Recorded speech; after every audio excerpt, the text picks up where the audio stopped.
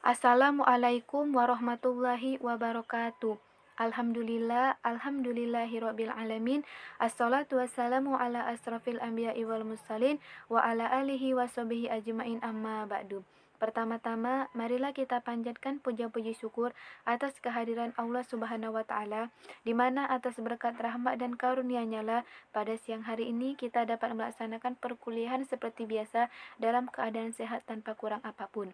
Tak lupa pula salawat beriring salam kita sanjungkan kepada Nabi besar kita, yaitu Nabi Muhammadin Sallallahu Alaihi Wasallam, yang telah membawa kita dari zaman kegelapan ke zaman terang benderang seperti yang telah kita rasakan pada saat ini. Baiklah, kami dari kelompok 9 yang beranggotakan saya sendiri, Dwi Anjeli Salma, dan kedua rekan saya, Nova Noprianti dan Siti Karismawati. Di sini kami akan mempresentasikan makalah kami yang berjudul Studi Akidah dan Akhlak. Yang pertama, pengertian akidah akhlak. Yang pertama, akidah. Akidah merupakan dasar-dasar pokok kepercayaan atau keyakinan hati seorang muslim yang bersumber dari ajaran Islam yang wajib dipegangi oleh setiap muslim sebagai sumber keyakinan yang mengikat. Selanjutnya, akhlak. Akhlak merupakan sikap yang telah melekat pada diri seseorang dan secara spontan diwujudkan dalam tingkah laku atau perbuatan. Jika tindakan spontan itu baik menurut pandangan akal dan agama, maka disebut akhlak yang baik atau akhlakul karimah atau akhlak mahmudah. Selanjutnya, akhlak yang berhubungan dengan Allah Subhanahu wa taala. Tindakan kesyirikan, kekafiran, bid'ah, menyembelih hewan untuk tumbal, menyediakan kembang dan kemenyan untuk sesaji, membaca zodiak dan ramalan bintang dan mempercayainya, menyia-nyiakan salat dan ibadah lainnya, dianggap oleh mereka sebagai perkara pribadi yang tak perlu dipermasalahkan dan tak sepantasnya mendapat teguran. Mereka menilai bahwa teguran hanyalah untuk pelaku tindak kriminal, koruptor, dan orang yang mengambil hak orang lain atau orang yang menyakiti tetangga. Padahal, akhlak mulia merupakan aset berharga yang seharusnya diterapkan pula dalam hal hubungan manusia dengan Sang Pencipta. Bahkan, hendaknya mereka sadar bahwa dampak kesyirikan yang diremehkan sebagai bentuk akhlak buruk kepada Allah Sang Pencipta adalah tidak adanya ampunan Allah untuk mereka, kecuali jika mereka bertaubat dengan sungguh-sungguh atau taubatan nasuha. Terkait akhlak mulia kepada Khalik atau kepada Allah Subhanahu wa taala, hendaknya tercakup di dalamnya 3 perkara. Yang pertama, membenarkan berita-berita dari Allah, baik berita tersebut terdapat dalam Al-Qur'an ataupun disampaikan melalui lisan Rasul yang mulia dalam hadis-hadisnya. Yang kedua, melaksanakan hukum-hukumnya, meskipun terasa berat realitanya ketika kita harus melawan hawa nafsu, akan tetapi hendaknya kita berakhlak mulia kepada Allah dengan menjalankan hukum-hukumnya dengan lapang dada dan penuh sukacita dan bukan mengharap penilaian manusia. Yang ketiga, sabar dan ridho kepada takdirnya. Kendati pun terkadang pahit dan tak menyenangkan, hendaknya seorang insan berakhlak mulia kepada Allah dengan kesabaran menjalani takdir tersebut, karena di balik hal itu tentunya Allah menyimpan hikmah yang besar dan tujuan yang terpuji. Baiklah, saya akan melanjutkan pembahasannya. Akhlak terhadap diri sendiri. Akhlak terhadap diri sendiri terbagi menjadi 3. Yang pertama terhadap fisiknya.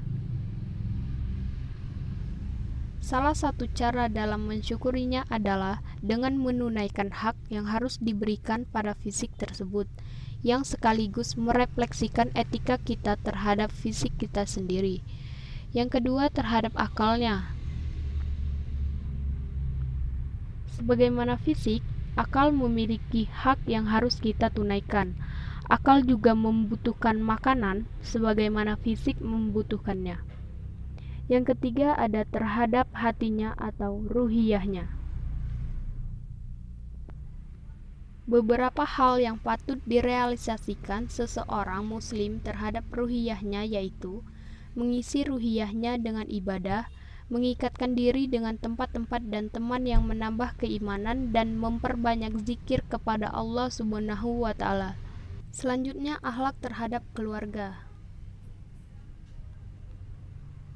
Akhlak terhadap keluarga dapat melalui birrun walidain atau berbakti kepada orang tua, adil terhadap saudara, membina dan mendidik keluarga, serta memelihara keluarga.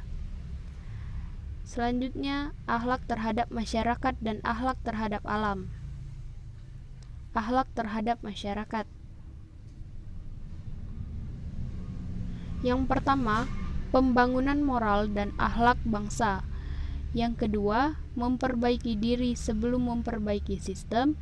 Yang ketiga, akhlakul karimah dalam kehidupan modern.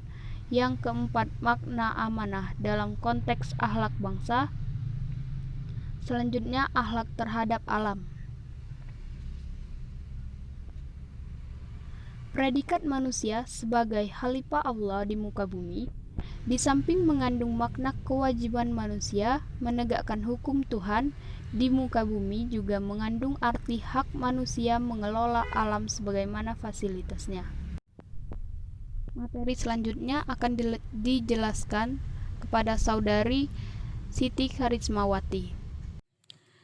Kedudukan dan urgensi akidah. Kedudukan akidah dalam Islam. Akidah yang benar merupakan landasan atau asas bagi tegak agama atau din dan diterimanya suatu amal. Urgensi akidah Islam: 1. Membebaskan manusia dari penghambaan kepada selain Allah. 2. Membangkitkan jiwa berani dan cinta demi kebenaran. 3. Akidah sumber ketentraman jiwa dan keamanan manusia. 4. Akidah membangun kepribadian yang seimbang.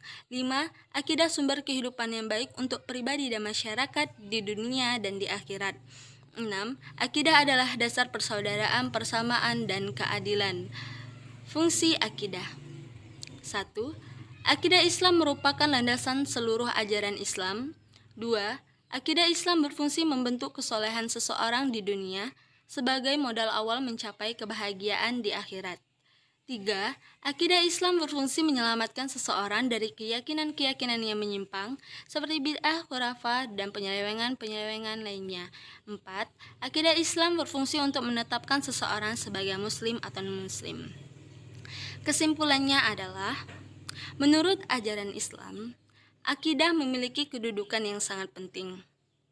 Ibaratkan sebuah bangunan, akidah adalah pondasinya, dan ajaran Islam yang lainnya seperti ibadah dan akhlak adalah sesuatu yang dibangun di atasnya.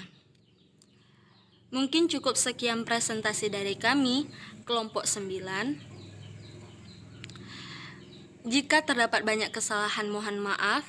Kepada Allah mohon ampun. Wabillahi taufiq wal hidayah. Wassalamualaikum warahmatullahi wabarakatuh.